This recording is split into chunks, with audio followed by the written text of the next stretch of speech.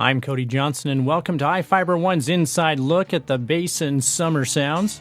Before we dig into the great music this weekend, we should start with a quick history lesson. And to do that, there's no better person to talk to than Janice Moore, who served as the committee chairman from the very beginning. So I was one of the founders. The idea, there was a large group of us, and I was chairman for 10 years. Tell me, what do you think of how Basin Summer Sounds has progressed over the 11 years now?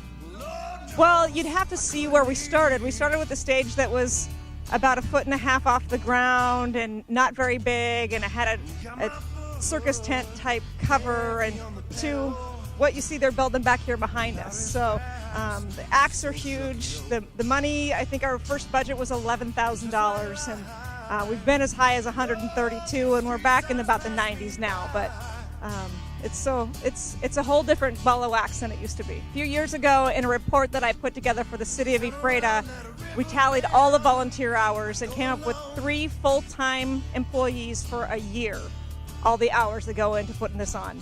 Handing over the reins after 10 years can be tough, but as you can see, Janice looks pretty good.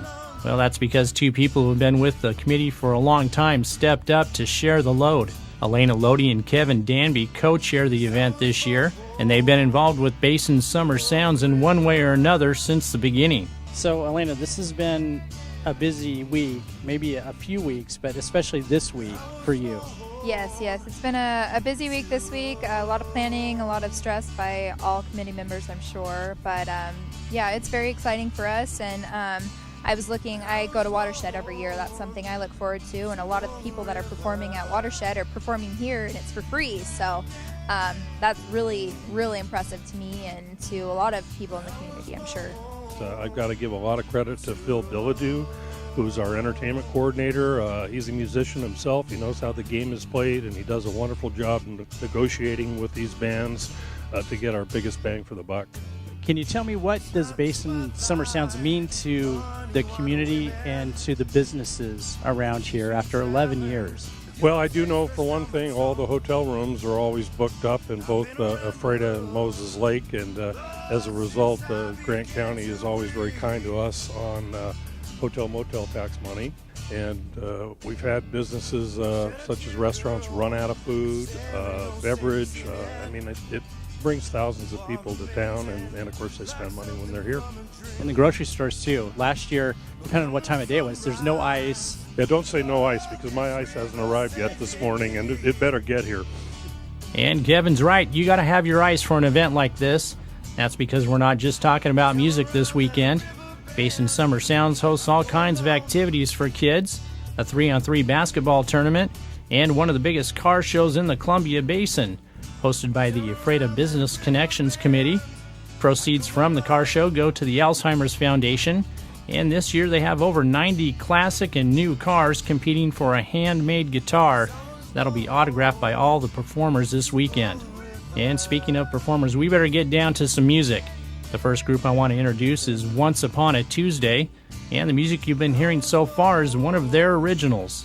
Lead singer Tyke Reese met bass guitar player Keith McNeil while serving in the Navy.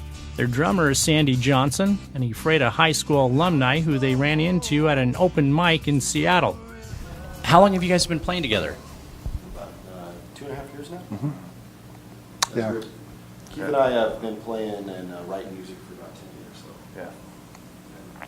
And Sandy's been with us for about 2.5 now. Good 2.5 years. Great. Have you been to Basin Summer Sounds before? Yeah, I've been to a lot of them. A lot of them. What's it like to come and perform in front of the hometown crowd here?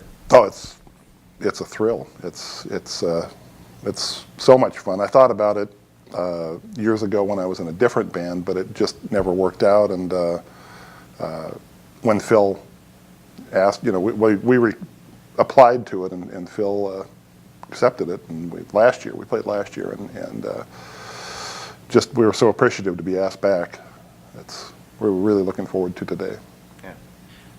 You guys have some great videos online right now. Tell me about how you did that.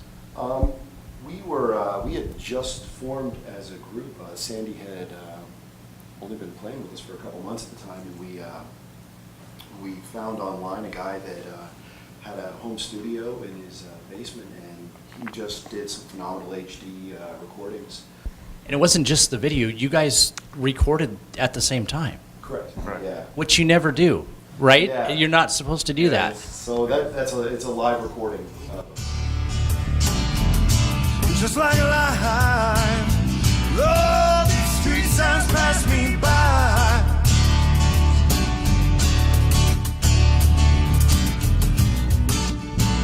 Down around that river bend, I go alone. Amazing, absolutely amazing videos. I recommend go check them out. Unless you can sit with these guys like I am right now. Your lips got so many stories to tell, and the curves of your body do as well. But I wanna dive into your mind and swim through your heart so I can see how you love me like you do. Stay tuned. We got more of our inside look at Basin Summer Sounds coming up.